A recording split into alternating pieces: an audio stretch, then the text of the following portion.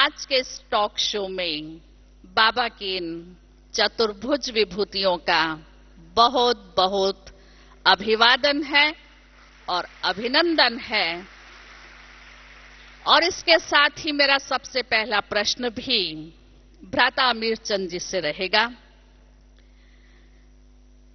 आपने मम्मा की पालना ली है और बहुत समीप से मम्मा को अनुभव किया है, और हम सबने सुना है कि मम्मा सदैव एक बाबा के लव में लीन रहती थी। अति गंभीर मम्मा की दृष्टि कोई व्यक्ति, वस्तु, वैभव कहीं भी नहीं जाती थी। आपका मम्मा के उस गहन तपस्या के विषय में व्यक्तिगत क्या अनुभव रहा है?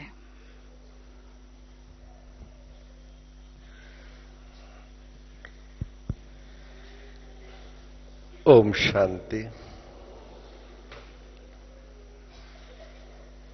बहुत ही सुंदर प्रश्न मेरे से पूछा गया है।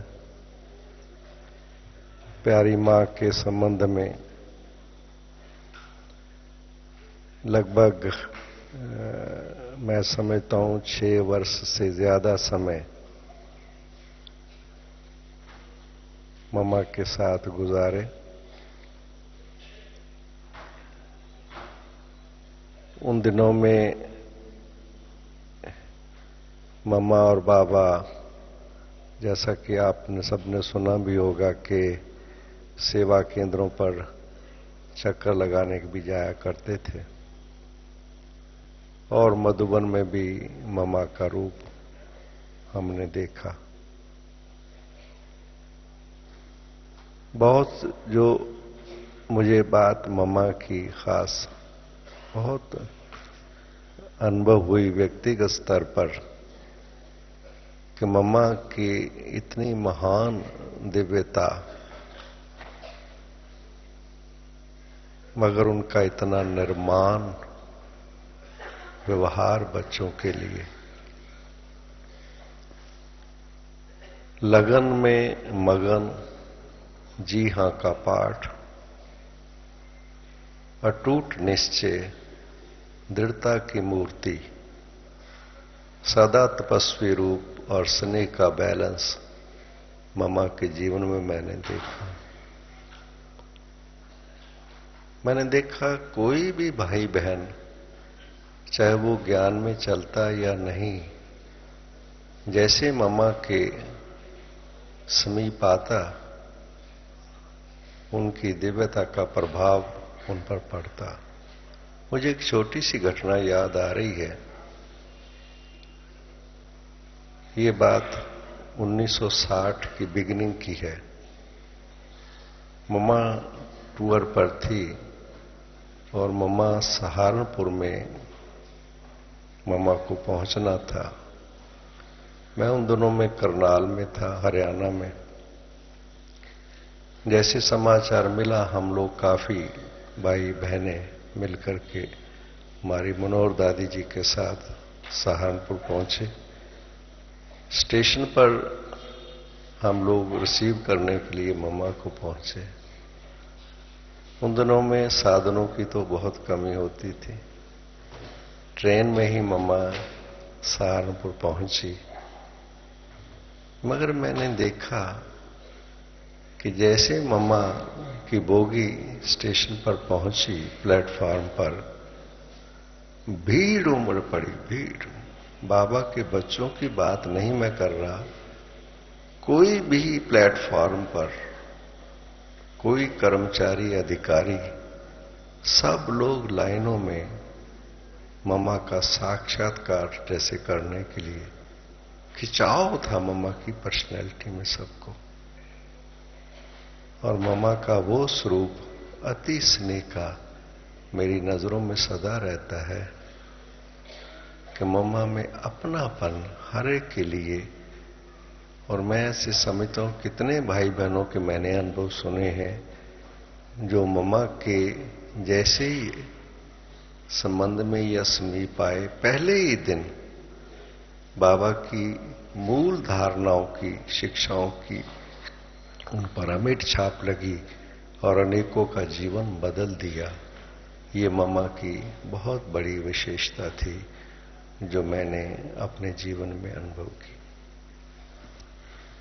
बहुत सुंदर मम्मा का एक रूहानी आकर्षण, उस रूहानी आकर्षण ने, उस रूहानियत ने नलिनी दीदी से पूछना चाहूंगी, उनके जीवन को किस प्रकार से प्रभावित किया, जो उन्होंने अपने आप को संपूर्ण ईश्वरीय सेवा में समर्पित कर लिया। कौन सी बात आपको मम्मा के जीवन की, उनकी तपस्या की, उनकी दिव्यता की, कौन सी दिल को छू गई?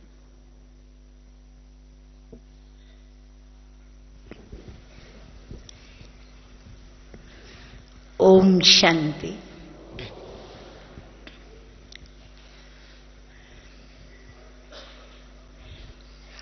बच्चे जब अपनी मां के विषय में कहना चाहते हैं तो मैं नहीं समझती हूं कि कोई भी बच्चा अपनी मां के विषय में जितना वो सुनाना चाहता है उतना वो सुना भी पाता है, परंतु कुछ घटनाएं, जिन घटनाओं ने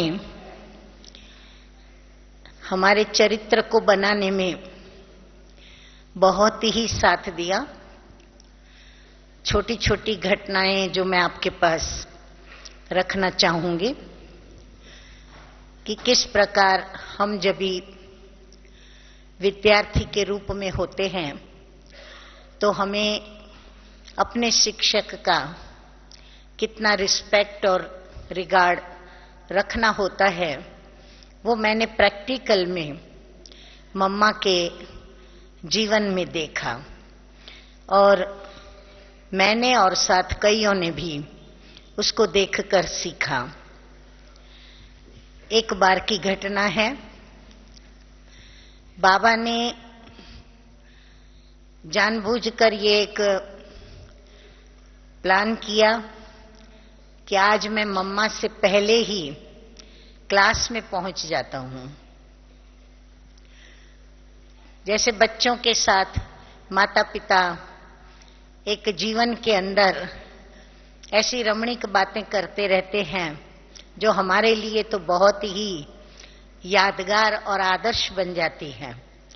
तो बाबा तो आकर के क्लास में मम्मा से पहले बैठ गए। वैसे नियम से ऐसा होता था कि पहले मम्मा आती थी और उसके पश्चात मम्मा की वाणी चलेगी 15 मिनट 20 मिनट और उसके पश्चात बाबा आएंगे। लेकिन बाबा आ गए। अब मम्मा तो अपने समय पर जैसे ही क्लासरूम के नजदीक आई तो देखा कि बाबा तो संदली पर बैठे हुए हैं। तो मम्मा अगले दरवाजे से, जहां से मम्मा आकर के बैठती थी, वहां से ना आकर के पिछले दरवाजे से मम्मा ने प्रवेश किया और आकर के पीछे जो सभी भाई बहने बैठे थे तो पीछे स्थान ग्रहण करने के लिए जैसे ही नीचे बैठने गई, इतने में तो बाबा भी उठ गए और बाबा ने एकदम उठ करके मम्मा को कहा कि नहीं नहीं मम्मा जान, आपका तो स्थान यहाँ पर है, आपको तो यहाँ विराजमान होना है। तो इस घटना ने इतना मेरे दिल को स्पर्श किया, मम्मा ने भी और बाबा ने भी, दोनों ने कितना एक दो को रिस्पेक्ट दिया।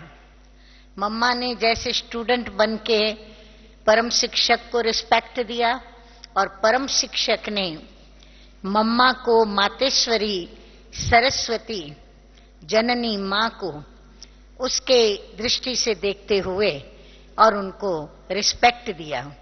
तो ये मैंने देखा कि प्रैक्टिकल उनके जीवन के अंदर था कि जो कर्म मैं करूंगा मुझे देख करके और करेंगे। तो बाबा ने और मम्मा ने प्रैक्टिकल हम लोगों को ऐसे कर्म करके दिखलाया। ऐसी तो छोटी छोटी घटनाएं बहुत हैं, लेकिन एक घटना मैंने आपके आगे रखी। कैसे मीठी मम्मा ने स्वयं प्रैक्टिकल करके दिखाया जो बाबा सदैव कहते, गिव रेस्पेक्ट टेक रेस्पेक्ट। और इसके साथ ही आदरणीय भ्राता ब्रिजमोहन जी से पूछना चाहूंगी कि आपको मम्मा की ऐसी तो कौन सी पालना मिली जिस पालना ने लौकिक माता पिता की पालना से भी कहीं अधिक आपको वो प्राप्तियां, वो प्यार और वो वात्सल्य की अनुभूति कराई? वो कौन सी मम्मा की गहन तपस्या आपके दिल को छू गई?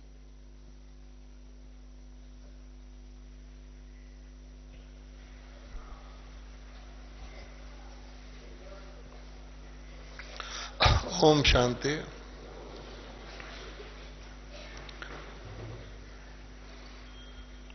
मम्मा जब शरीर में थी तो उनकी जो पर्सनैलिटी थी वो इतनी चलते फिरते जीते जागते देवता जैसी थी। बाबा ने हमें बताया था कि हम सब आत्माएं जो ब्राह्मण कुल की हैं वो कोई ऊपर से उतरे हुए सीधी नई आत्माएं नहीं हैं।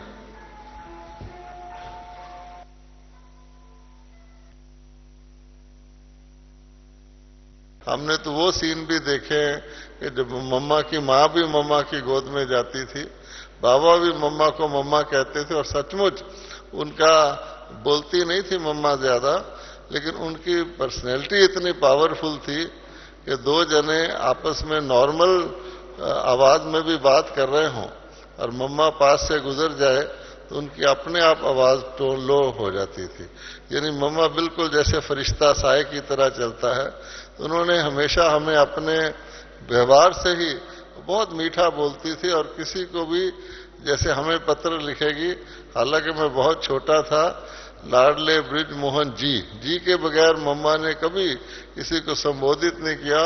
और उससे हमने ये सीखा, हमारे पास भी जितने अभी भी कोई कार्यकर्ता भाई बहन सहयोगी हम उनको जी कह के बुलाते हैं, तो सीखते हैं ना। जैसे इस प्रकार से हमारे लौकिक माता पिता तो मम्मा को वैसे ही मम्मा मानते थे, इसलिए उनकी और हमारी सबकी वो माँ थी, तो उनकी प्रेम और स्नेह हर चीज में झलकता था।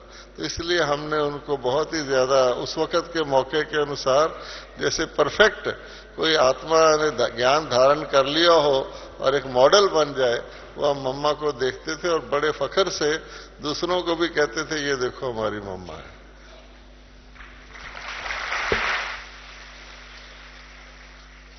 तो वो मम्मा का मीठा वात्सल्य आत्माओं को आकर्षित करके समान बनने की प्रैक्टिकल प्रेरणा देता है। तो मैं समझती हूँ भाई साहब से भी सभी को ऐसा ही अनुभव होता होगा कि ये हमारे ही हैं, ठीक है ना।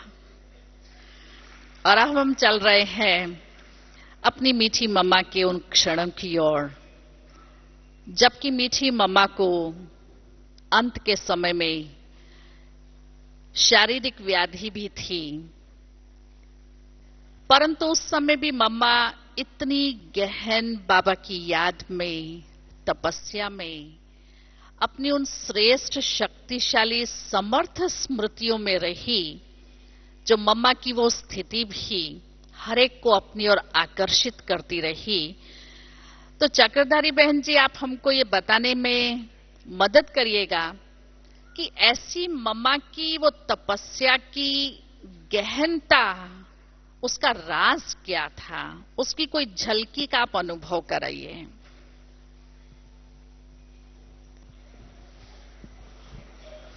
ओम शांति। जो ही प्यारी माँ के विषय में सुन रही हूं तो बहुत से विचार हृदय में उमड़ने लग गए,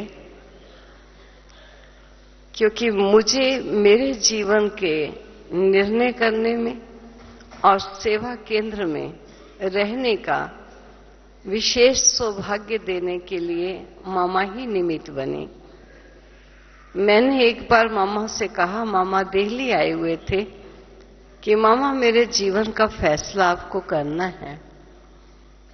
उस समय मामा ने कहा कि मैं लौकिक पिता के लिए कहा कि मैं नंदा जी से बात करूंगी और फिर आपको बताऊंगी। मम्मा बहुत शॉर्ट में बात करती थी, लेकिन बात हृदय में तीर की न्याय लग जाती थी। तब मम्मा ने लौकिक पिता से पूछा, आपने हमारी चक्रधारी के लिए क्या सोचा है? तो पिताजी ने कहा कि मामा मैं समझता हूं कि तपस्वी जीवन में रहना चलना मुश्किल है, क्योंकि ये इस कदर घर में हिरी हुई हैं कि मैं नहीं समझता कि ऐसे त्याग में जीवन में ये चल पाएंगे। तो मम्मा का एक ही शब्द था, आप भी कुछ समय के लिए आप इनको सेवा केंद्र में भेजिए, आप भी ट्रायल कीजिए, हम भी ट्राई करेंगे, देखेंगे और ये स्वयं को स्वयं भी देखेंगे। 4 सप्ताह के लिए आप इनको परमिशन दीजिए। तो आज वो 4 सप्ताह मैं समझती हूँ 50 वर्ष से भी ज्यादा हो चुके हैं कि वो 4 सप्ताह बीते नहीं। और मम्मा का हमने देखा, जैसे लास्ट तपस्या की बात, जब मम्मा की तबीयत का मुझे पता चला और मम्मा का मेरे जीवन में बहुत बड़ा गहरा अनुभव रह चुका हुआ था, और जो ही तबीयत का पता चला तो मैं रह नहीं सकी, मैं अकेले ही अपना बैग लेकर के मधुबन चल पड़ी, क्योंकि गुलजार दादी जी के साथ ही मैं रहती थी। लेकिन गुलजार दादी जी को अलमाइटी बाबा की तरफ से ये संदेश था कि जो पुरातन संदेशियां 4 संदेशियां पुरातन थी, मम्मा को वही भोजन बना के खिलाएंगी। तो गुलजार दादी जी भी मम्मा के साथ ही रहे हुए थे। और मैं लास्ट जब ऐसा समय सुना कि मम्मा की तबीयत ठीक नहीं, तो मैं मधुबन में आई और मुझे इस बात का पता चला कि जब डॉक्टर ने कहा कि 4 मास ही केवल ज्यादा से ज्यादा इनका जीवन हो सकता है, तो हॉस्पिटल में सुनने वाले भ्राता रमेश जी ने बाबा को बताया कि बाबा डॉक्टर का ऐसा कहना है। बाबा ने कहा कि मम्मा को सुना दो। सुनाने वाले का हृदय ऐसे हो रहा है कि मैं मम्मा को कैसे सुना दूं कि मम्मा 4 मास ही आप और ज्यादा से ज्यादा जी सकते हो। कहा बाबा कैसे सुनाऊं? बाबा ने कहा नहीं, बड़े स्पष्ट शब्दों में सुना दो। और भाई ने बड़े प्यार से, सत्कार से और हृदय भारी करते हुए मम्मा को ये सूचना दे दी। और मम्मा ने सहर्ष स्वीकार करते हुए कहा, तो क्या है, फिर हॉस्पिटल में किस लिए रहें, अभी हम चलते हैं मधुबन में। बड़े ही प्यार से मम्मा के ये बोल। और उस समय मम्मा मधुबन में आ चुके थे, और मधुबन में मम्मा की तबीयत इस कदर थी कि हमें पता चलता था तपस्या का बल क्या चीज होता है। कैसे मम्मा ने अपनी बीमारी को भी, जिसे कहा गया कि रोग को भी योग से जीता जा सकता है।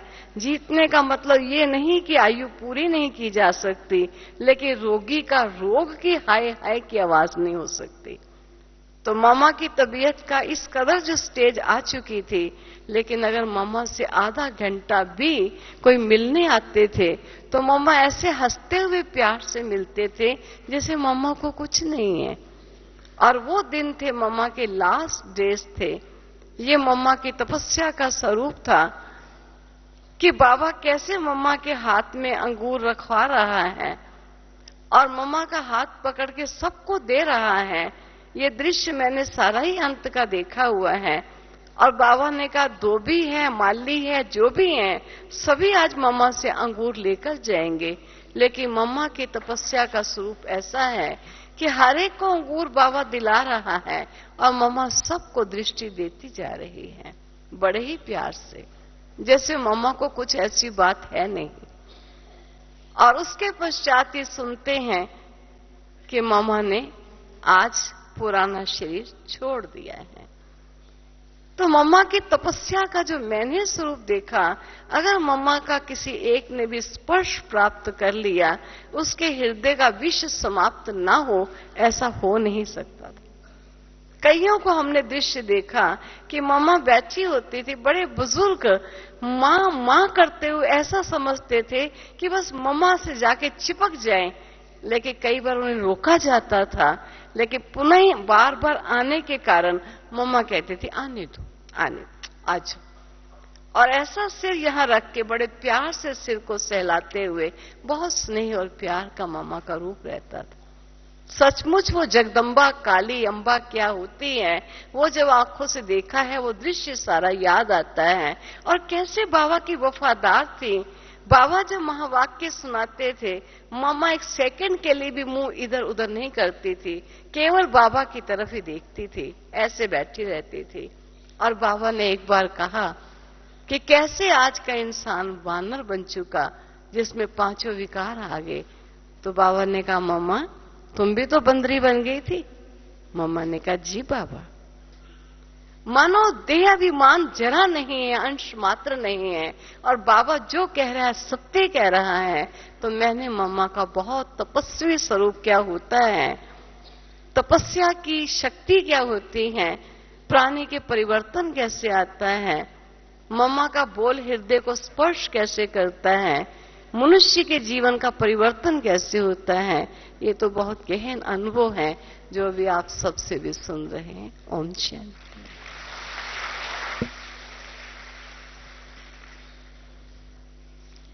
एक बाबा की ही यादों में न व्यर्थ सोचना, न व्यर्थ बोलना, न व्यर्थ चलना, सदा एक बाबा की और ही देखते रहना, एक बाप दूसरा न कोई। उसी तपस्या में मम्मा सदैव रही, जो आज भी अगर मम्मा का चित्र देखते हैं तो मम्मा के वो नयन, वो चेहरा एक चुंबकीय रूहानी आकर्षण देता है और जी चाहता है बस मम्मा को देखते ही रहे। और मम्मा जब साकार में थी तो आप समझ सकते हैं कि वो रूहानी व्यक्तित्व कैसा होगा और कितनों के जीवन को मम्मा ने परिवर्तन किया, जो साक्षात लक्ष्मी थी, जगदम्बा थी, काली थी, सरस्वती थी। और इसके साथ ही साथ अब हम चल रहे हैं साकार ब्रह्मा बाबा की उन क्षणों की ओर जो आज बाप दादा हम सभी से चाहते हैं कि बच्चे रिटर्न जर्नी के लिए अब इस समय की समीपता का बार बार इशारा देते हुए बाबा हम बच्चों को अव्यक्त वतन में आह्वान कर रहे हैं। साकार ब्रह्मा बाबा के अंतिम 6 महीनों के अंदर बाबा से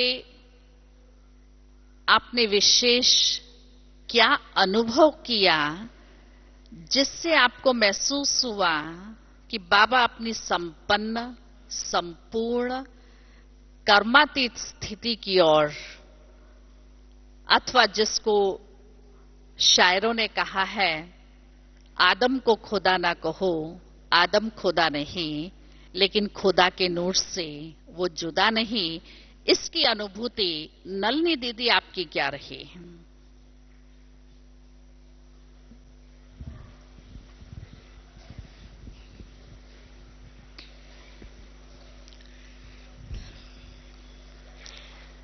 प्रश्न गूंगे को पूछा जाए मिठाई का अनुभव क्या है। प्यारे प्यारे मीठे मीठे ब्रह्मा बाबा और हमारी प्राण मम्मा उनकी सूरत मूरत और सीरत के अंदर जो बातें देखी पाई और अनुभवों में आई, उसका वर्णन करने के लिए हम तो असमर्थ ही हैं। परंतु जब घटनाएं याद आती हैं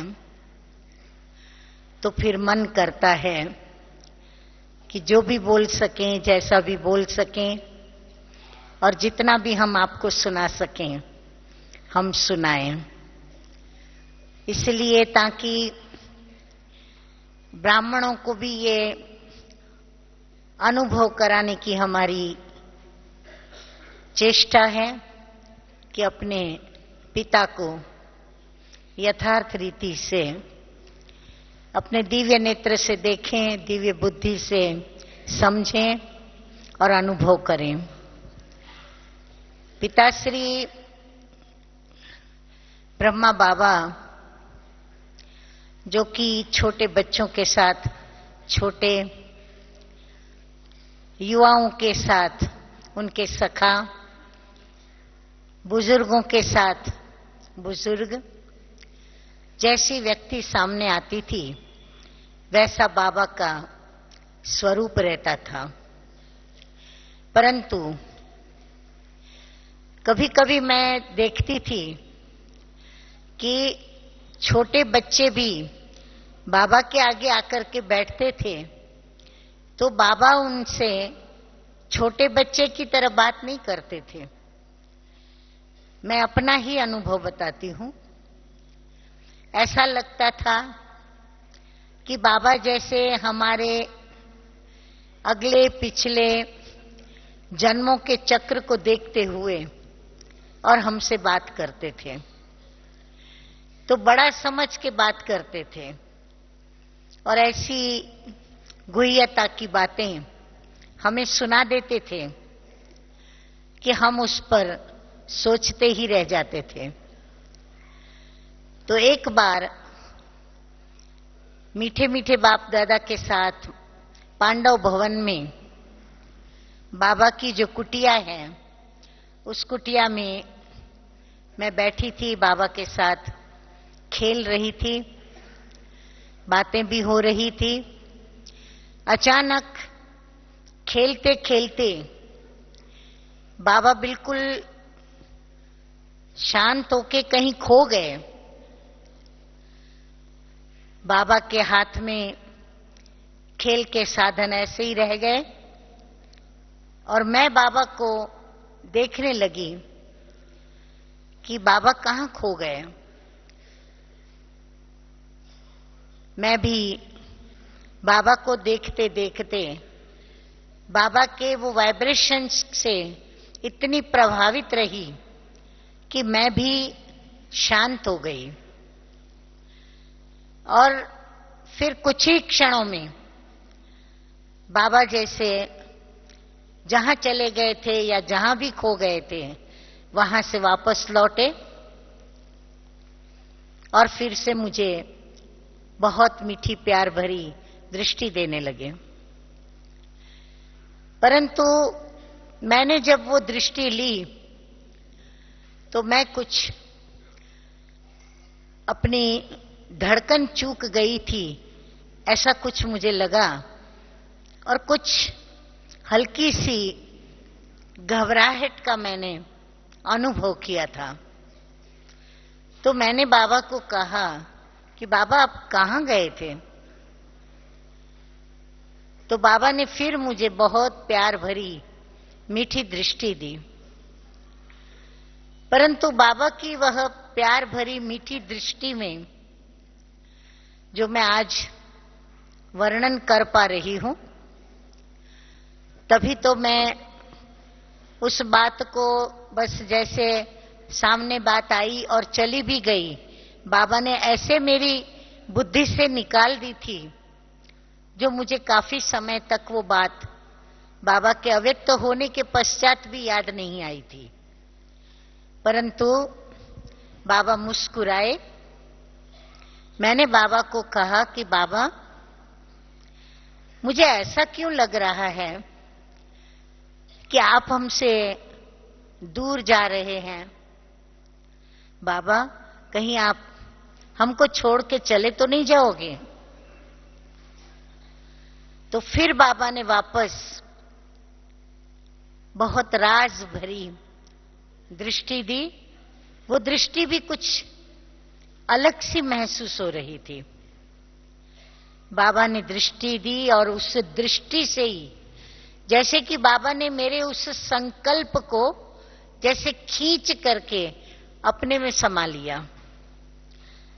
और फिर बाबा ने तुरंत एकदम रूप बदल दिया और हर्षित मुख चेहरे से मुस्कुराते हुए बाबा ने कहा, अरे क्या व्यर्थ की बातें सोचती हो, क्या बोलती हो, चलो चलो चलो खेल शुरू करना है। वापस बाबा खेल शुरू करने में लग गए और खेलने में लग गए।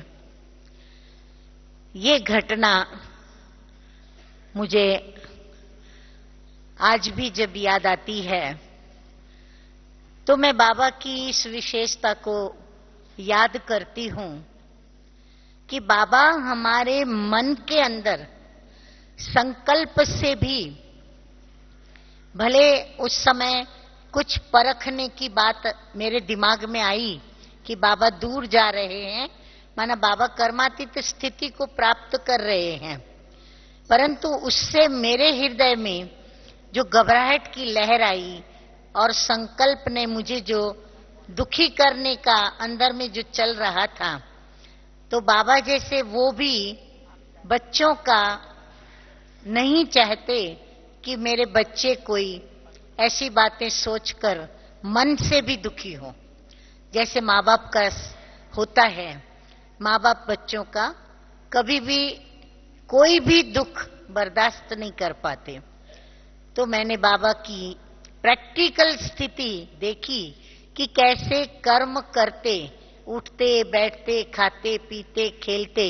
ये तो एक घटना सुनाई, लेकिन मैंने हर कर्म के अंदर बाबा की ऐसी, बाबा की याद में कर्मातीत स्थिति क्या होती है वो मैंने प्रैक्टिकल में अनुभव किया। और भ्राता मीरचंद भाई जी, बाबा की अंतिम मुरली 18 जनवरी की, जिसमें बाबा का अंतिम महावाक्य था, अभी निराकारी, निर्विकारी और निरंकारी बनना है। इसमें आपने बाबा को प्रैक्टिकल में क्या अनुभव किया?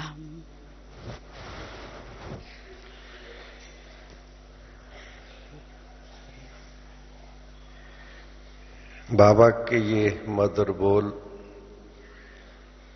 जो हम सब ब्राह्मण परिवार के लिए एक दिशा निर्देश भी हैं और बाबा की अंतिम स्थिति की ओर भी हमें ले जाते हैं। मैंने कुछ समय पहले ही बाबा की ऐसी स्टेज देखी, निराकारी भी, निरहंकारी भी और निर्विकारी की तो बात ही क्या है। बाबा का वो स्वरूप मेरे सामने इमर्ज होता है। कुछ समय पहले ही मेरा चंडीगढ़ में ट्रांसफर हुआ था और बाबा से मिलने, मेरा ख्याल है जुलाई के एंड में 68 की बात है, बाबा के पास मैं पहुंचा। अगले दिन बाबा ने कॉटेज में मुझे बुलाया। कॉटेज का उस समय रूप कुछ और हुआ करता था, जो आज हम कॉटेज का रूप देखते हैं वो कुछ और है। बहुत सिंपल था। बाबा लेटे हुए थे, मैं जाके बैठ गया बाबा के पास। बाबा लेटे हुए भी इतनी पावरफुल स्थिति, वाइब्रेशंस बना हुआ था कि बाबा मेरी तरफ दृष्टि दे रहे हैं, मैं बैठा हुआ हूं, बाबा इशारा भी कर रहे हैं, हाँ बच्चे बोलो। कुछ कह नहीं सकते। बाबा की स्थिति ने ऐसा बना दिया, ऐसा पावरफुल। मैं अंदर जो थॉट लेके गया बाबा से बात करनी है, काफी समय के बाद मैंने देखा कि जैसे उस निराकारी स्टेज से मैं नीचे थोड़ा सा जैसे आया, और कुछ कठिनाई थी, थोड़ा मैंने शेयर की बाबा के साथ। मुझे वो बाबा के शब्द कानों में गूंजते रहते हैं। बाबा ने कहा, बच्चे चंडीगढ़ पहुंच गए हो, चंडीगढ़ बहुत बड़ा कैपिटल टाउन बनने वाला है, बच्चे वहां बहुत सेवा होगी, बहुत बड़ा म्यूजियम बनाना है, बहुत बड़ी बिल्डिंग देखो। बाबा ऐसे बोलते जा रहे हैं, मैं बाबा की तरफ देख रहा हूं, और मैं देख रहा हूं कि वहां पर तो जो किराया मकान का है वो भी नहीं दे पा रहे। मैं उस स्टेज में हूं जो प्रेजेंट है, और बाबा क्या कह रहे हैं। जैसे बाबा ऐसे बोलते जा रहे हैं, मैं सुनते सुनते बाबा को देखते देखते मेरे आंखों में आंसू बहने लग गए। मैं बाबा को क्या कहूं, क्या बाबा क्या कह रहे हैं और मैं कहां हूं। बाबा ने देखा, बाबा लेटे हुए उठ के बैठ गए, और बाबा ने मुझे अपने गले लगाया, बहुत पावरफुल। कहा, बच्चे कौन कह रहा है, कौन कह रहा है, जाओ, बाबा सब प्रबंध करेगा, सब कुछ होगा। वो जो बाबा की पावर जो मेरे अंदर एक प्रेजेंट में रहते हुए, उस समय मुझे ऐसे लगता था कि कहां पर हैं हम। विदिन सेकंड मेरे में इतनी चेंज आई कि मुझे भी ऐसे लगने लगा, क्यों नहीं सब कुछ हो सकता है। और आज जब मैं वो बाबा के शब्द कानों में गूंजते हैं और देखता हूं कि आज चंडीगढ़ की सेवाएं, यह वो सारा सिस्टम, सारा भवन जो बाबा का विजन था साकार, और कुछ ही क्षणों के बाद मैंने देखा कि सारे प्रबंध अपने आप बाबा ने कर दिए। अचल बहन जी बटाला अमृतसर से आ गए, ब्रिजमोहन भाई हमारे नंगल में थे उन दिनों में, ये टेलीफोन करने लगे, आने लगे। सारे सिस्टम, बाबा की वो जो स्थिति थी, वो बाबा की स्थिति का प्रभाव मैंने देखा कि वो साकार रूप बाबा का सारा बनने लगा, मैंने देखा। तो बहुत ही, और मैं भी विदिन 2-3 डेज रह करके मैं वापस जब गया तो मानसिक रूप से इतनी चेंज। एक और आपको लाइट में मैं बात सुनाता हूं। जब उन दिनों में मैं जॉब करता था, मैं 2-3 दिन के लिए आया था, और उन दिनों में साधन तो होते नहीं थे कि यहां कोई गाड़ियां हैं जो हमने जाना है, बसी से जाया करते थे। तो बाबा की मुरली चल रही थी, और मैं उनको पता था कि मैंने जाना है और ट्रेन में जाना है। तो कान में किसी ने कहा, बाबा बच्चे को जाना है ट्रेन में। तो बाबा मुझे कहते, आओ बच्चे आओ, विदाई लो। और वो सिस्टम होता था बाबा की गोद में विदाई लेने का। तो मैं बाबा की गोद में ऐसे चिपक गया, और बाबा मुरली चलाने लग गया, और मैं वहीं लेटा हुआ हूं। काफी समय के बाद 5-7 मिनट के बाद, बाबा बच्चे आओ, शाबाश, जाओ जाओ जाओ। इतना मजा आया कि जैसे लगता है कि वो स्थिति में मैं, ये कहां जाना है, मैंने क्या करना है। बाबा ने वो, एक्चुअली मुझे ऐसे लगता है कि वो बाबा ने जो मुझे समीपता का, अपनी शक्ति का मेरे अंदर संचार किया, वही शायद बाबा की शक्ति ही काम कर रही है। ओम शांति। बहुत सुंदर। आप सभी को भी सुनते सुनते आप उसी दृश्य को अनुभव कर रहे हैं ना, उन्हीं यादों में जा रहे हैं ना। जो भाई बहन उठ रहे हैं वो ध्यान रखें, ये बातें, ये अनुभव बार बार सुनने को नहीं मिलते हैं। लौकिक में तो व्यक्ति उपवास रखते हैं, आधा घंटा थोड़ा उपवास रख लेंगे, भोजन का तो कोई हर्जा नहीं है। लेकिन ये अनुभव फिर सुनने को नहीं मिलेंगे। आप सबको रुचि आ रही है या? Thank you. तो उन्हीं यादों में हम खो जाते हैं जब पुरानी यादों में भूली बिसरी यादों को हम फिर से अपने स्मृति पटल पर लाते हैं और उसका एक दूसरे से शेयरिंग करते हैं।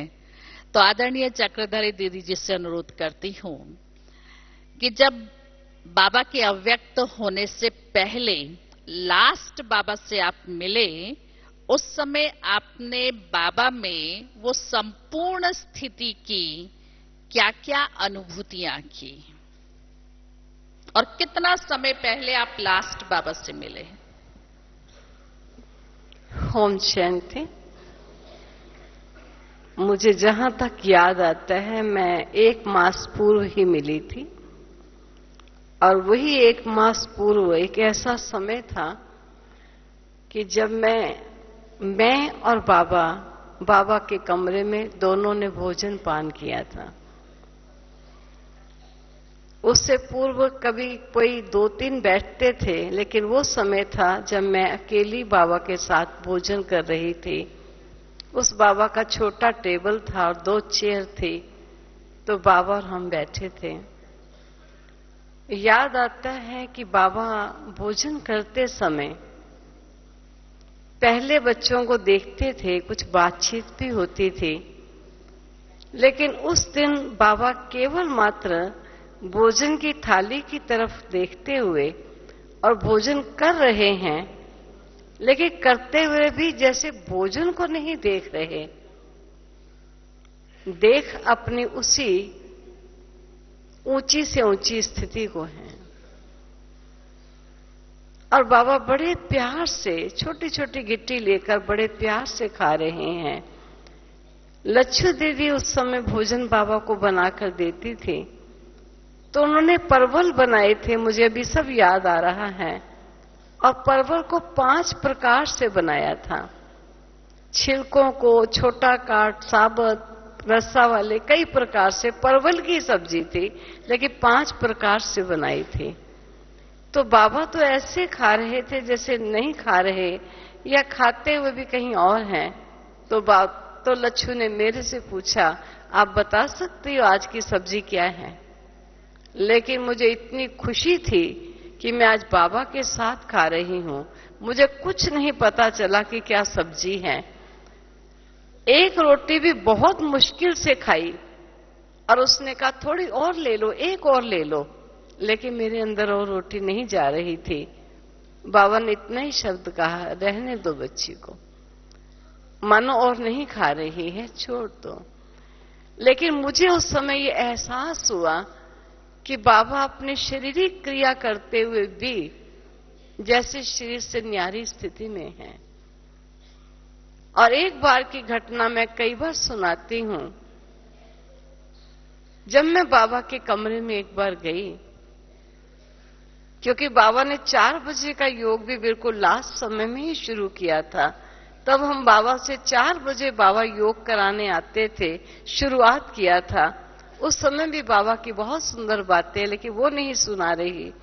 एक बार बाबा अपने कमरे में थे, तो मन में ये आया कि बाबा क्लास में जाएं, उससे पूर्व मैं बाबा के कमरे में जाकर बाबा को गुड मॉर्निंग करूंगी।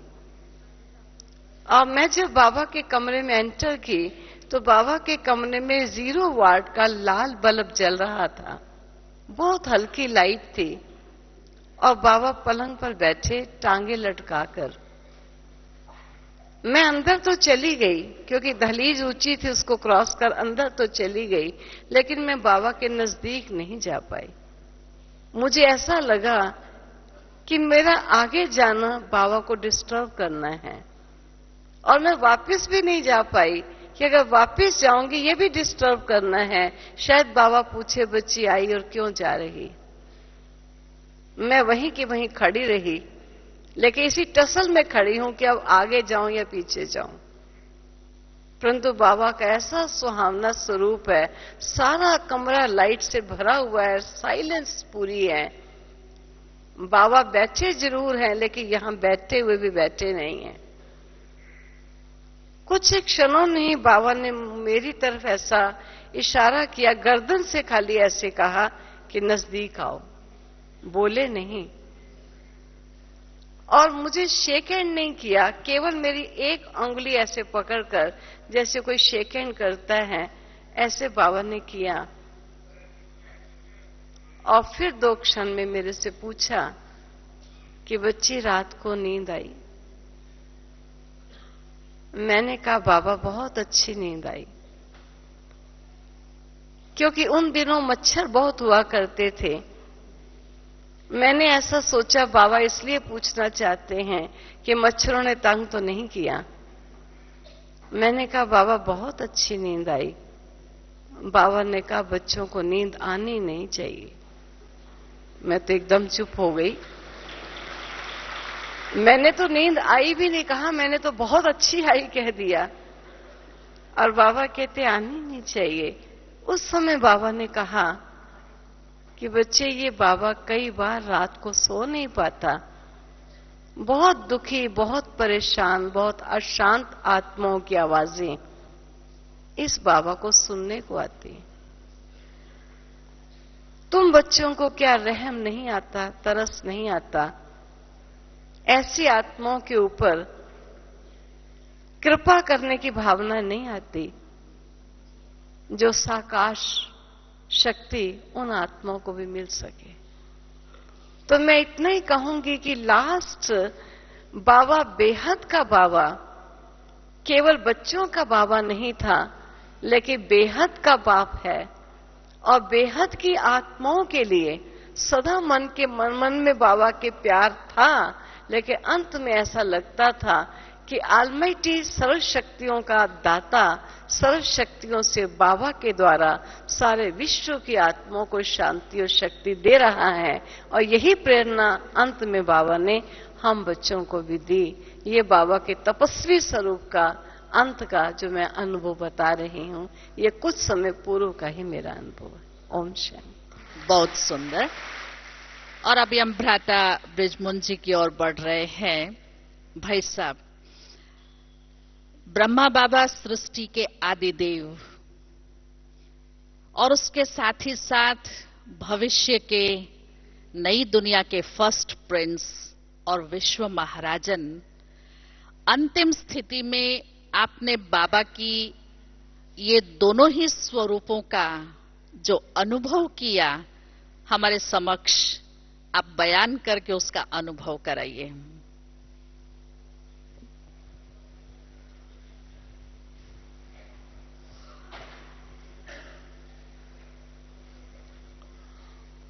शायद ये कल की मुरली में भी था और हमने देखा कि काफी समय पहले शरीर छोड़ने के बाबा जब अपने आज आप बहुत कईयों ने देखा होगा आजकल बाबा का कमरा जहां पर बाबा रहते थे पांडव भवन में ऊपर, आजकल वहां बाबा का ट्रांसलाइट लगा हुआ है और एक हॉल है हिस्ट्री हॉल, वहां अब भी शायद लक्ष्मी नारायण का चित्र लगा हुआ है लेफ्ट साइड में। तो जहां ट्रांसलाइट लगा हुआ है वहां भी बाबा ने लक्ष्मी नारायण का चित्र लगवाया हुआ था उसी तरह का। तो चाहे वो कमरे में हो चाहे वो क्लासरूम में हो, तो हमने ये देखा कि हम जब बाबा से मिलने जाते थे तो बाबा उस चित्र को देखते रहते थे और अपने जो बैठक थी बाबा की चौकड़ी मारने की, तो उनकी चौकड़ी हिलती रहती थी ऐसे खुशी में ना, जैसे इसमें तो बाबा ने कहा खगिया मारो, तो सचमुच बाबा उसको देखते रहते थे। और जब भी हम जाते थे और कभी कभी मुरली में भी बोल देते थे कि मुझे ये बनना है, तो हमने देखा कि बाबा कंपैरिजन करते रहते हैं कि उसमें और मेरे शरीर भले डिफरेंट है, लेकिन उस प्रकार की जो भी उनके गुण हैं वो बाबा अपने अंदर धारण कर रहे हैं और उस नशे में रहते हैं। ये हमने बहुत बार देखा उन दिनों में, स्पेशली लास्ट दिनों में, उनकी संसारिक चीजों में इधर उधर कोई रुचि नहीं।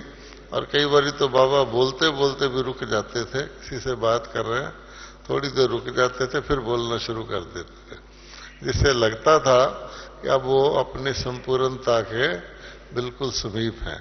तो ऐसा अनुभव हमको होता था। और उनका जो आकर्षण था, शारीरिक आकर्षण, जैसे उनका स्किन था, बॉडी का कलर था, वो जैसे ब्राइट तांबे जैसा होता है, इस तरह का भी हमें लगता था। और उसमें काफी कशिश फील होती थी।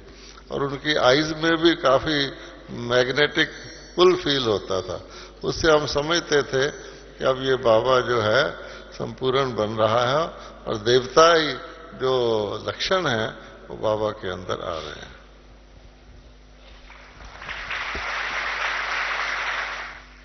बहुत सुंदर बाबा की वो स्थिति जो अभी भी बाप दादा हम सभी को कहते हैं, एक आंख में मुक्ति और दूसरी आंख में जीवन मुक्ति हो। अपना वर्तमान, अंतिम फरिश्ता और भविष्य प्रिंस का स्वरूप सदा स्मृति में रहे, तो उस लक्ष्य के साथ लक्षण आएंगे। आप सभी से अभी एक प्रश्न पूछती हूं। आप सभी में से अपनी मनमोहिनी दीदी को किस किस ने देखा है, वो हाथ खड़ा करें।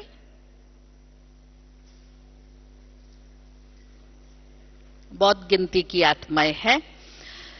मनमोहिनी दीदी अपने ईश्वरी विश्वविद्यालय की एडिशनल चीफ थी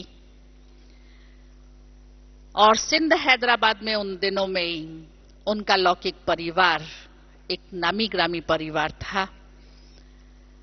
दीदी को हम उनकी इतने बड़े परिवार की होती हुई, धनाढ्य परिवार, सर्व प्रकार से संपन्नताओं से होते हुए भी दीदी ने लौकिक का सर्व त्याग किया और गॉडली स्टूडेंट लाइफ को स्वीकार किया। दीदी नंबर 1 गॉडली स्टूडेंट थी और अंत तक नंबर 1 गॉडली स्टूडेंट रही। पढ़ाई से और पढ़ाने वाले बाप से जिगरी प्यार था। ऐसी वो स्टूडेंट लाइफ की कुछ झलकी आदरणीय नलिनी दीदी आप हमारे समक्ष रखिए कि आपने कैसे अनुभव किया दीदी का पढ़ाई से और पढ़ाने वाले से अति प्यार रहा। क्योंकि आज जब यहाँ क्लासेस होती हैं तो हमारे भाई बहन बाहर भ्रमण कर रहे होते हैं, क्लास में बैठना शायद भारी लग जाता है या थक जाते हैं, लेकिन दीदी में ऐसी कौन सी विशेषता थी जो पढ़ाई को एक सेकंड भी मिस नहीं किया हो?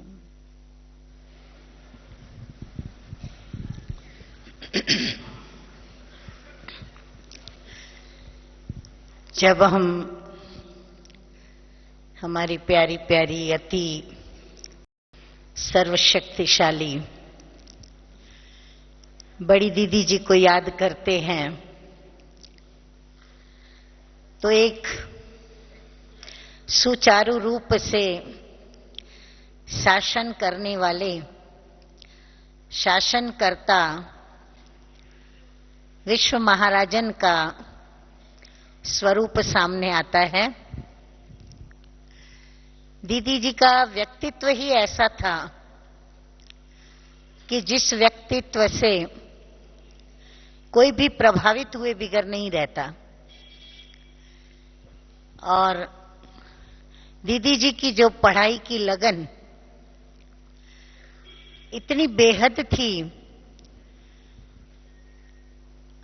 जो सुबह की हमारे परम पिता जो कि परम शिक्षक बनकर के और हम रूहानी विद्यार्थियों को जो ज्ञान मुरली के द्वारा शिक्षा देते हैं, जिस मुरली को हम सभी बाबा के परम शिक्षक के रूहानी स्टूडेंट्स रोज सुनते हैं, पढ़ते हैं, औरों को सुनाते हैं। तो ये एक कायदा है कि स्टूडेंट माना उनके पास उनकी पुस्तकें, उनकी नोटबुक्स और पेन। कभी भी हमने दीदी को क्लास के अंदर बिना डायरी पेन के लिए देखा नहीं। रोज दीदी डायरी पेन के साथ ही एक बिल्कुल स्टूडेंट की तरह क्लास में प्रवेश करती और टीचर के पहले क्लास में पहुंचना और फिर जो भी परम शिक्षक के द्वारा शिक्षाएं मिलती थी उन शिक्षाओं को नोट करना, न सिर्फ किताब में नोट करना लेकिन दीदी की बुद्धि रूपी डायरी के अंदर भी नोट होता और वो जो शिक्षाएं थी वो दीदी जी की वृत्ति में, दृष्टि में, कृति में और प्रवृत्ति में भी नजर आती। व्यक्तित्व ही इतना पावरफुल था। मुझे याद आता है कि पांडव भवन में जब भी क्लासेस होते हैं, सुबह की क्लास में तो दीदी जी को देख करके हर एक को ये प्रेरणा मिलती थी कि जब हमारी इतनी बड़ी दीदी रोज बाबा की मुरली डायरी पेन लेकर के नोट करती है, पॉइंट्स नोट करती है, पॉइंट्स सबको सुनाती है, खुद जीवन में उतारती है और खुद अपने कर्मों से हमें सिखाती है, दिखाती है, अनुभव कराती है। तो दीदी जी को जब क्लास के जो भी टाइम होते थे और कोई भी क्लास कराता हो, यदि भाई बहनें क्लास को महत्व न देकर बाहर अगर यहां वहां चक्कर लगाते, घूमते या क्लास में देरी से आते तो दीदी जी को अच्छा नहीं लगता था। लेकिन उनका वो व्यक्तित्व था कि जैसे ही दीदी जी पांडव भवन के चौक के पास आप देखेंगे, वहां आकर के जो ही सिर्फ पीछे हाथ रखते हुए और बाबा की याद में खड़ी होकर के चारों ओर देखती थी तो ऐसा लगता था कि एक लाइट हाउस, एक माइट हाउस खड़ा है और वो अपनी लाइट और माइट सभी को दे रहा है और उनको सूक्ष्म में मार्ग प्रदर्शन कर रहा है कि क्लास का समय है और इस समय सभी को क्लास में होना चाहिए। क्लास में बैठना अति आवश्यक है क्योंकि जो भी क्लासेस चलती हैं उसके अंदर जो भी अभ्यास की बातें या शिक्षा की बातें बताई जाती हैं वो किसकी बातें हैं? परम शिक्षक की बातें हैं। तो मुरली तो मिस कोई करे वह तो शक्य ही नहीं। मुझे याद है एक बार दीदी जी ने सभी जब क्लास में आए और थोड़ी मुरली चलने के पश्चात दीदी जी ने मेरे को ही ये काम सौंपा था कि तुम जाओ पांडव भवन में और सभी कमरों में जाकर के और चेक करो कि कौन क्या कर रहे हैं। ऐसे तो नहीं कोई सोया पड़ा है, क्योंकि हम बच्चे जानते हैं कि यदि हम ब्राह्मण एक भी यदि व्यर्थ संकल्प करता है तो उसका असर कईयों के ऊपर आता है। तो दीदी जी ने कहा कि आप जा करके देखो। ड्रामा अनुसार कोई भी नहीं था, जब दीदी जी को बताया तो दीदी जी बड़ी खुश हुई कि सब के सब बाबा की मुरली सुन रहे हैं और मुरली सुनने आए हैं। उससे मुझे अंदर में जब जब मैं यहां पर आती हूं क्लास के टाइम पर, यहां वहां भाई बहनों को देखती हूं, तब तब मुझे इतनी बड़ी दीदी जी की याद आती है कि काश बड़ी दीदी जी का वह स्वरूप फिर से यहां पर आ जाए। जैसे पीछे हाथ रख के दीदी जी ये दृष्टि देवे और जो भी भाई बहने क्लास अटेंड न करके यहां वहां जो घूम रहे हैं, जबकि वो आए हैं शिक्षाओं से रिफ्रेश होने, मधुबन में रिफ्रेश होने, तो सच्ची रिफ्रेशमेंट तो हमारी इस ज्ञान और योग से ही होती है। तो सभी उनको रिस्पेक्ट देवे और क्लास करें। तो दीदी जी का ऐसा बड़ा सुंदर ऑफिशियल और सुचारू शासनकर्ता का मीठा व्यक्तित्व था। ओम शांति। बहुत सुंदर, और आशा करती हूं प्रैक्टिकल में हम भी उस पढ़ाई और पढ़ाने वाले के एक एक बोल को स्वयं में धारण करेंगे और बड़ी दीदी का ये धारणा को प्रैक्टिकल में ला करके उन प्राप्तियों को जीवन में धारण करेंगे। और ब्रिजमोहन भाई से अभी मेरा एक प्रश्न है।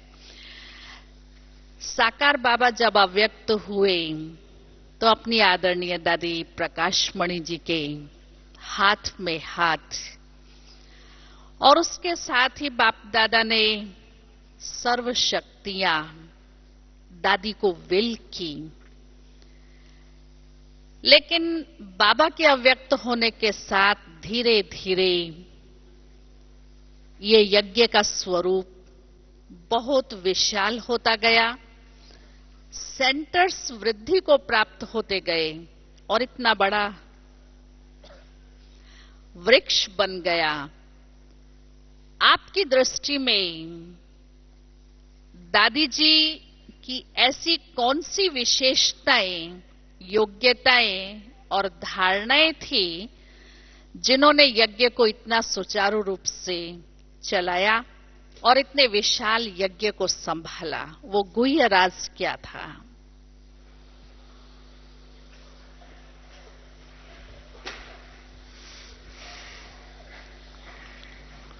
एक बात मैं दीदी जी के, मैं बड़ी दीदी के ऐड करनी चाहता था।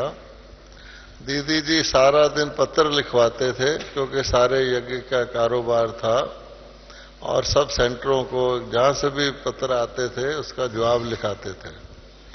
तो उनके पत्र में जो बैक साइड होती है उसमें वो रोज मुरली की जो पॉइंट होती थी ना, वो पहले से ही आधा पत्र उसका लिखा हुआ होता था और दूसरी साइड में वो बाकी पत्र व्यवहार करते थे। तो इस प्रकार से जो वो अपनी डायरी में लिखते थे ये धारण वो दूसरों को पास ऑन करते थे। ये भी एक बात उनकी विशेषता थी। अब रह गई बात बाबा के प्रकाशमणि दादी को सारा यज्ञ ट्रांसफर करने की। तो ये तो हम सब जानते हैं कि ब्रह्मा बाबा जब अव्यक्त हुए थे तो बाबा ने कहा कि मैं इसीलिए अव्यक्त हुआ हूं कि मैं शरीर के द्वारा तो सब जगह जा नहीं सकता और पॉसिबल भी नहीं है, शरीर भी विरुद्ध है। तो बाबा कहते हैं कि मैं अव्यक्त होकर के ऊपर से आपकी पालना करूंगा और बेहद की सेवा करूंगा। तो इस यज्ञ की वृद्धि में मैं समझता हूं कि ब्रह्मा बाबा का आज भी हम लोग पालना लेते हैं जो नए आते हैं। तो ब्रह्मा बाबा के व्यक्त होने के बाद ही ये सारी विदेशों की सेवा शुरू हुई इत्यादि इत्यादि। तो इसमें वृद्धि में ब्रह्मा बाबा का पाठ तो है ही मुख्य। अच्छा, अब रह गई बात जिनको साकार रूप में बाबा ने निमित्त बनाया, दादी प्रकाश मणि जी को।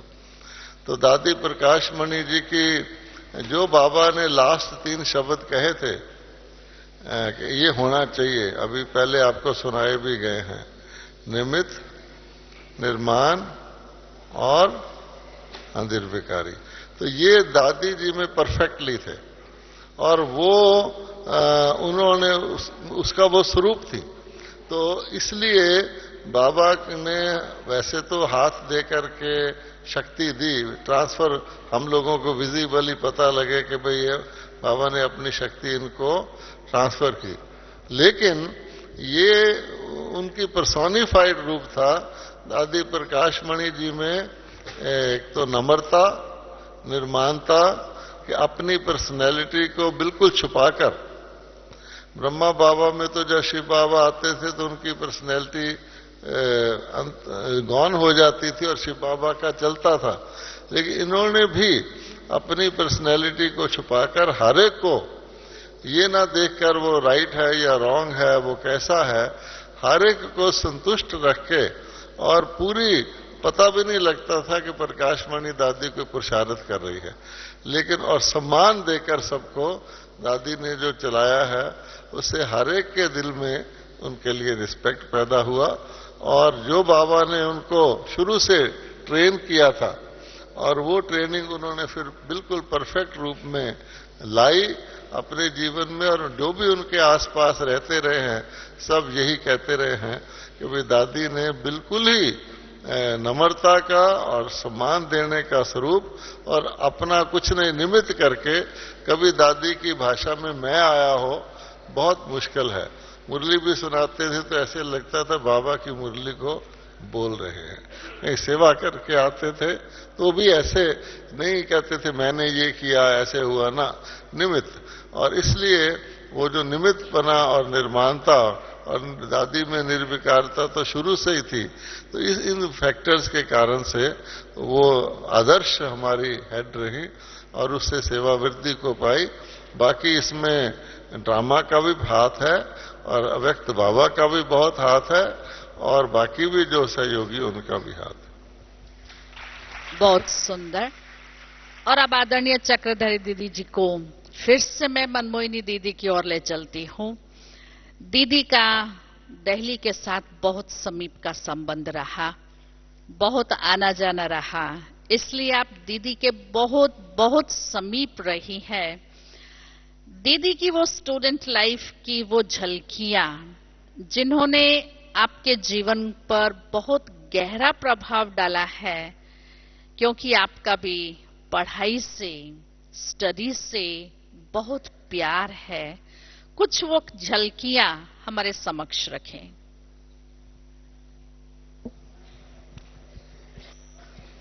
ओम शांति। आपका ये कहना सत्य है कि दीदी दिल्ली में चक्कर ही नहीं लगाते थे, लेकिन दीदी दिल्ली के ही कहलाते थे। दादी बॉम्बे साइड की कहलाते थे और बड़ी दीदी दिल्ली के कहलाते थे, क्योंकि दिल्ली के सर्व सेवा केंद्रों का संचालन, सर्व सेवा केंद्रों में हर एक भाई बहन से मिलना और हर एक का परिचय उनके पास सही रूप से होता था। मुझे याद आता है दिल्ली में जब दीदी कमला नगर में रहते थे, ओम प्रकाश भ्राता जी जो अभी रेलवे को देखते हैं, रोज सुबह दीदी का थैला उठाते थे और दीदी को ले चलते थे।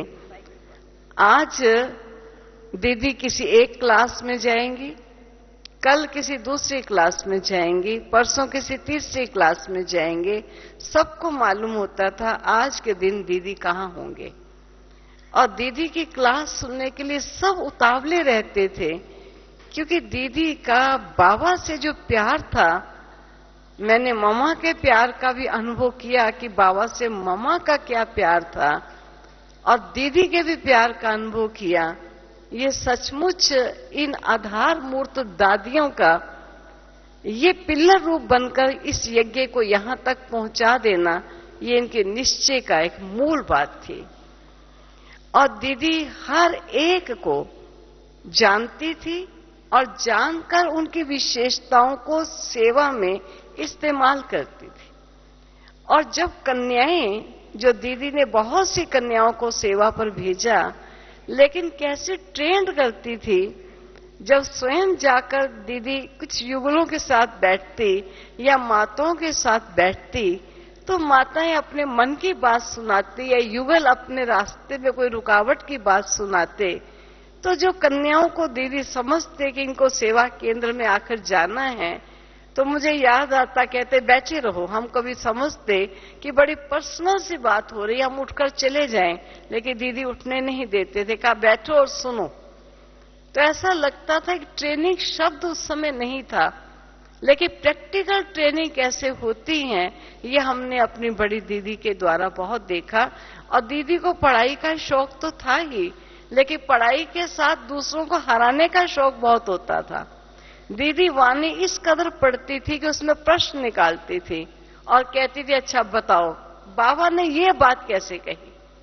अब सब सोचते कि कैसे कही, और दीदी को इतनी खुशी आती कि देखो मैंने हरा दिया आपको, और सचमुच बहुत हरा देती थी। ऐसी डेप्थ से बाबा की मुरली सुनती थी।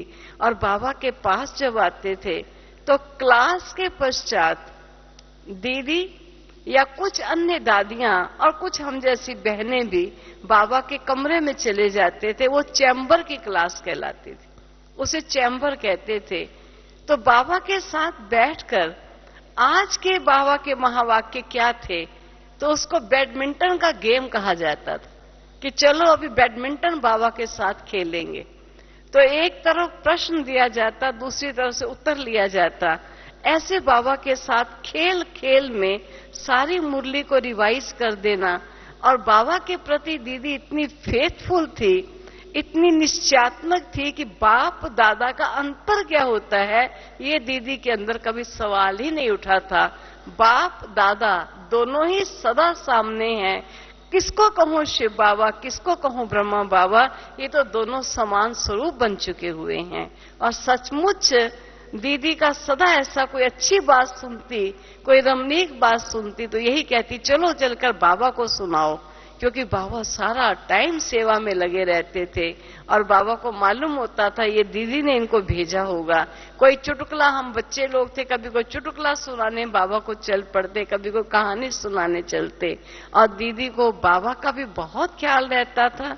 यज्ञ की पूरी हितकारी थी, हर एक को आगे बढ़ाने के लिए सदा उनके मन में लाल भावना रहती थी। और प्रश्न इतने गहनता से वाणी सुनती थी कि सब आश्चर्यचकित होते थे। वाणी तो हमने भी सुनी, लेकिन जैसे दीदी ने सुनी ऐसे हमने नहीं सुनी। इस प्रकार की बहुत सी विशेषताएं हमने अपनी आदरणीय दीदी जी में देखी। ओम शांति। और चलिए अभी अंत में भ्राता मीरचंद जी के पास दीदी की स्टूडेंट लाइफ का कोई अनुभव ऐड करते हुए, दादी जी को आपने इस विशाल यज्ञ को संभालते हुए स्वयं देखा है और अति समीप रहे हैं। दादी जी की बेहद विशालता, दादी जी की वो स्नेह भरी दृष्टि, उसमें आपने किन किन विशेषताओं को दादी जी में प्रत्यक्ष अनुभव किया, जो दादी जी आज विश्व के समक्ष एक उदाहरण मूर्त, एक साक्षात्कार मूर्त, एक ममतामयी मां के रूप में अनुभव में आती हैं। आपकी नजरों में दादी जी क्या रही?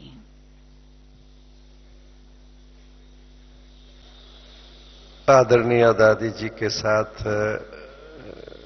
जब से दादी बाबा के अव्यक्त होने के बाद दादी जी पर ये सारी कारोबार की जिम्मेवारी आई, तो जोन के कारोबार के कारण दादी जी के संबंध में बहुत समीप रहने का भाग्य मिला है। लगभग 40 वर्ष तक बहुत लंबा समय होता है और कारोबार के कारण मैंने दादी जी की कुछ विशेषताएं बहुत शॉर्ट में मैं कहूंगा, 2-3 मिनट के अंदर ही। मैंने देखा दादी जी में परख शक्ति बड़ी जबरदस्त थी, और जैसे दादी किसी को, जैसे कि दादी का अंदर इमेज बनता था किसी के लिए, वो बहुत अटूट रहता था, विश्वास जिसे कहते। मैंने कई बार देखा कि जैसे हम आते थे यहाँ कारोबार के कारण, कई पत्र आते थे, दादी बुला करके, हमीरचंद इधर आओ, ये क्या बात है। बस मैं एक लाइन में कहता था, दादी जी बात तो ये है, मैं समझ गई बस। एक बार मुझे याद है कि एक बहन हमारी बहुत विशेष स्थान पर सेवा भी कर रही है, कुमारी थी, इंग्लिश मीडियम स्कूल में उसने पास किया था, चंडीगढ़ से यहाँ आती रहती थी, खासतौर पर विदेशी सीजन में ट्रांसलेशन करती थी। एक बार मुझे दादी बुला के कहती है, अमीरचंद इधर आओ, मैं इस कुमारी को कहीं डिमांड आई है, इंग्लिश की टीचर की जरूरत है, नया सेवा केंद्र खुला है, वहां भेजना है। मैंने कहा दादी उनके तो पेरेंट्स की छुट्टी है ही है, बहुत खुशी की बात है, उसको आप चांस दे रहे हैं। दादी दूसरी लाइन में पता क्या कहती है? दादी कहती है, ये 2-3 साल से यहां आती है विदेशी सीजन में ट्रांसलेशन के लिए, मैंने इसको किसी भाई से खड़े होके प्राइवेट बात करते देखा ही नहीं है। देखिए दादी जी की, जो मेरी ऑब्जर्वेशन भी उस ढंग से ये नहीं थी। दादी जी कितना हर एक को जैसे कि बहुत क्लोजली, क्या चीज किसमें विशेषता है, दादी जी के दिल पर आ जाती थी। विशेषताएं उनके दिल पर आती थी, मगर मैंने देखा है कभी किसी की गलती, कमियां, कोई ऐसी चीज, जैसे उनका हृदय बहुत निर्मल था सदा ही। कोई बात हुई जैसे दादी भूल जाती थी। कई दफा मैंने देखा कि दादी का योग कैसा था, मैं कभी कभी ऐसे बैठ के सोचता हूं, क्योंकि हम लोग यहां पर जब शांतिवन में दादी ज्यादा रहने लग गई थी, तो मैं और निर्वैर भाई बहुत करके हम लोग भोजन के बाद दादी की कॉटेज में जाते थे, और सभी को पता था कि अब दादी की गीता पाठशाला शुरू होगी। दादी जो अगले दिन की मुरली है वो दादी पहले हमें सुनाया करती थी, और उसके बाद फिर दादी कहती थी चलो बाबा के पास। पीछे जो दादी का रूम, कॉटेज में बाबा का कमरा बना हुआ है, ये भाग्य है कि हम, दादी इधर बैठ जाती थी, हम इधर बैठ जाते थे। दादी बैठी रहती थी, फिर उठ करके बाहर गुड नाइट करके फिर दादी जाती थी। एक बार दादी ऐसे बैठी हुई, हम भी बैठे हुए हैं, उसके कहते अच्छा उठ, जैसे टाइम हो गया हम उठे, दादी बैठे बैठे कहती है देखो आज मैंने क्या योग, मेरा कैसे योग लगा। हम दादी की तरफ देखने लगे कि दादी क्या कहती है। कहती है निर्वैर भाई आज योग में 2 संकल्प आए। हमने कहा दादी क्या संकल्प आए? कहा एक तो ये संकल्प आया, बाबा ये कब तक अभी चलेगा, जैसे कि अभी जैसे दादी उपराम जैसे कि होना चाहिए। और दूसरा हंसी में सुनाता हूं, क्योंकि मैंने उनको सुनाया था कि दादी जब दिल्ली का बड़ा प्रोग्राम होना था, और उधर हमारा पहले से प्रोग्राम बॉम्बे में फिक्स था, सोशल विंग की कॉन्फ्रेंस थी, तो मैंने दादी को सुनाया था कि दादी कि मैं इधर से जाऊंगा, बॉम्बे से प्लेन से सवेरे सवेरे आ जाऊंगा, ताकि वो दादी वो प्रोग्राम में अटेंड कर लूंगा दिल्ली का। तो दादी को सुना चुका था। तो दादी योग में कहती ना 2 संकल्प आए, कहती दूसरा संकल्प पता क्या आया कि अमीरचंद से पूछो यीशु से पैसा लेके जाए, प्लेन में आना है उसको। केयरिंग एंड शेयरिंग, मैं ये कहना ये चाहता हूं, इतना लवफुल, इतनी केयरिंग। दादी को मीठा मना था लास्ट दिनों में, और दादी जो है वो अपने पास टोली बाद में फ्रूट रखना शुरू कर दिया था। पहले स्वीट टोली दिया करती, दिल खुश मिठाई, कईयों को शायद अनुभव ही होगा कि दादी को स्वीट मना था पर अच्छा बहुत लगता था। मैं जब जाता था ऐसे देने लगते थी, थोड़ी सी मुंह में डाल के फिर देती थी। बड़ा मजा आता था कि दादी की वो बातें याद आती है कि कितना अपनापन। फिर कहती थी सॉरी सॉरी। इसलिए फेथ भी बहुत, प्यार भी बहुत, न्यारापन भी बहुत, और जैसे उनकी विशेषता है स्नेह सबसे था पर किसी के लिए स्पेशल भी नहीं था। सामने हर एक को नजर आता था, मगर जैसे गए जैसे ऐसे लगता था कि सामने दादी बहुत प्यारा स्वरूप है और न्यारा भी है। इसे न्यारे और प्यारे का बैलेंस, लव और ला का बैलेंस मैंने दादी के जीवन में बहुत नजदीक से देखा। ओम शांति। बहुत सुंदर।